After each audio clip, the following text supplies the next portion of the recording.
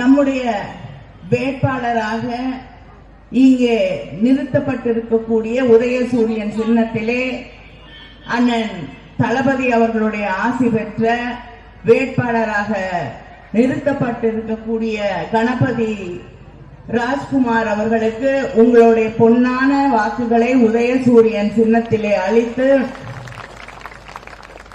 அவரை வெற்றி பெற செய்ய வேண்டும் என்று உங்களை எல்லாம் வேண்டி கேட்டுக்கொள்கிறேன். ஏன்னா இந்த தொகுதியில நம்ம ரொம்ப தெளிவா ஓட்டு போடணும். ஏன்னா மிக தப்பா போச்சுன்னா மிகப்பெரிய ஆபத்து தமிழ்நாட்டுக்கு காத்திருக்கு. அதனால அவருக்கு தெரியும் சொந்த தொகுதியில நிக்க முடியாத விரட்டி விட்டுருவாங்கன்னு. புதுசா ஒரு தொகுதியை கண்டுபிடிச்சு அங்க வந்தாவது இங்க இருக்கக்கூடிய வானதி அவர்களுடைய சப்போர்ட்ல வெற்றி பெற்று விடலாம் என்று கணக்கு போட்டு அந்த கணக்கும் தப்பா போய் இங்க வந்து கோயம்புத்தூர்ல மாட்டிக்கொண்டிருக்கிறார் அண்ணாமலை அவர்கள்.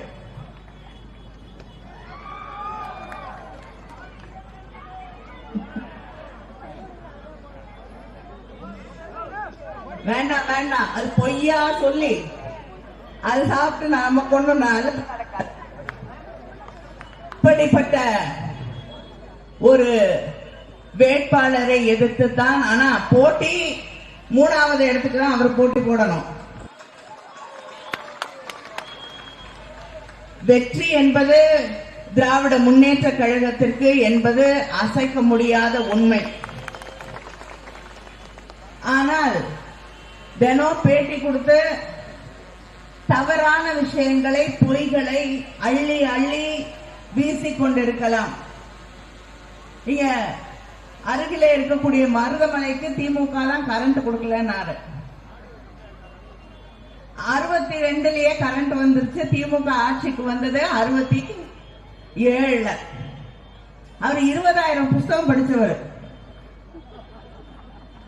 5 வயசுல இருந்து படிக்க ஆரம்பிச்சிருந்தா கூட ஒரு நாளைக்கு 2 புஸ்தகம் படிச்சாதான் இத்தனை புஸ்தகம் படிச்சிருக்க முடியும். படிச்ச புஸ்தகத்திலயும் உண்மை இல்லை. இதுல வேற பெருமையா சொன்னாரு, நான் கோட்டால வரல, நான் கோட்டால வரல. என் கோட்டால வந்தவங்க எல்லாம் வந்து உங்களை விட கம்மியா இருக்காங்களா?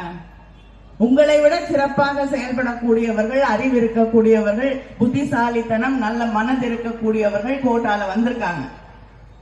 ஆனா நான் கோட்டால வரல கோட்டால வரலன்னா நம்ம தம்பிங்க சகோதரிகள்லாம் சும்மா இருக்க மாட்டாங்க, தேடி எடுத்துட்டாங்க. கோட்டால தான் வந்திருக்கீங்க. தலைவர் கலைஞர் அவர்கள் உங்களுக்கு தந்த கோட்டாவில் தான் நீங்க வந்திருக்கீங்க. ஏன்னா அந்த கட்சி செயல்படுறதே அப்படித்தான். அந்த ஃபேக் பொய் நியூஸ் போடுறதுக்கே பிஜேபியில தனியா ஒரு அமைப்பே வச்சிருக்காங்க. 19 தான் தேர்தல் வந்து அதுக்கு முன்னாடியே நிதி ஒதுக்கி கொடுத்திருந்த ஒரு மருத்துவமனை கட்டுவதற்கு நிதி ஒதுக்கப்பட்டு அடிக்கல் நாட்டப்பட்டு அந்த கட்டடமும் கட்டி முடிச்சு மக்களுடைய பயன்பாட்டிற்கு தரப்பட்டு விட்டது. ஆனா அடிக்கல் நாட்டணும்ல, அந்த போட்டோவை எடுத்து போட்டு இவங்க எய்ம்ஸ் கட்டி முடிக்கலன்னு சொல்றாங்க. ஒரு சின்ன ஹாஸ்பிட்டல்லயே 19 அடிக்கல் நாட்டதை கட்டி முடிக்கலன்னு. எனக்கு ஒரே சந்தேகம், நம்ம தானே போய் திறந்து வச்சு டாக்டர் இருந்தாங்க, அதுக்கப்புறமும் ஒரு தடவை போய் பார்த்திருக்கோமே அப்படின்னு போட்டோஸ் எல்லாம் திருப்பி எடுத்து அப்புறம் போட சொன்னா, இவங்க கட்டி முடித்து மக்கள் பயன்படுத்தி கொண்டிருக்கக்கூடிய ஒரு ஹாஸ்பிட்டல் என்னோட தொகுதியிலேயே அடிக்கல் நாட்டப்பட்ட போட்டோவை எடுத்து பண்ணவே இல்லைன்றாங்க. இப்படித்தான் ஒவ்வொரு இடத்திலும் பொய்யான செய்திகளை பரப்பி மக்களுக்கு இடையே, கிறிஸ்தவர்களுக்கும் இந்துக்களுக்கும் இடையே, இஸ்லாமியர்களுக்கும் கிறிஸ்தவர்களுக்கும் இடையே என்று பிரச்சனைகளை தொடர்ந்து உருவாக்கி இந்த நாட்டில் யாருமே நிம்மதியா அமைதியா வாழ முடியாது, வாழக்கூடாது. என்ற அந்த நிலையை இவர்கள் உருவாக்கி வச்சிருக்காங்க பிஜேபி. நான் ஒண்ணு கேட்கிறேன், தமிழ்நாட்டில் இப்ப நிம்மதியா நாம் வாழ்ந்து கொண்டிருக்கிறோம். உங்களுடைய ஆசை கனவு என்ன?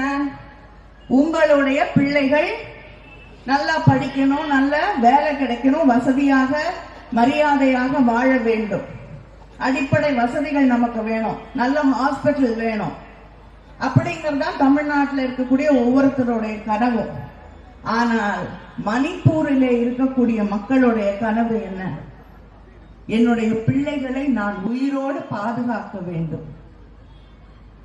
என் பிள்ளை காணும், உயிரோட திரும்பி வரும் வராதா? வந்தா போதும், வேற ஒண்ணுமே வேண்டாம் என் வாழ்க்கையில. என் வீடு நான் திரும்பி என்னைக்காவது ஒரு நாள் என் வீட்டுக்கு இந்த முகாம்ல இருந்து திரும்பி போக முடியுமா? முடியாதா?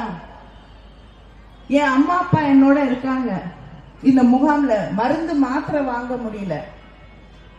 பாதகம் செய்பவரை கண்டால் நாம் பயங்கொள்ளலாகாது பாப்பா, மோதி மிதித்து விடு பாப்பா, அவர் முகத்தில் உமிழ்ந்து விடு பாப்பா.